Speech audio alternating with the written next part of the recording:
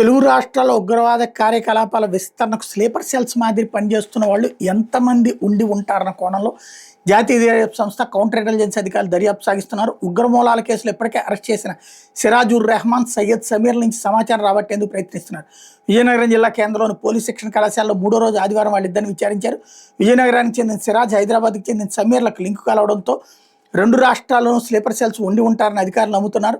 ఆ వివరాలు రాబట్టి వాళ్ళని పట్టుకోవాలని భావిస్తున్నట్టు తెలిసింది. విశ్వసనీయ సమాచారం ప్రకారం విచారణలో పోలీసులు అడిగిన ప్రశ్నలకు నిందితులిద్దరూ పొంతలేని సమాధానాలు చెప్తున్నట్టు తెలుస్తుంది. సమీర్ కాస్త మాట్లాడుతున్న సిరాజ్ స్పందించడం లేదు.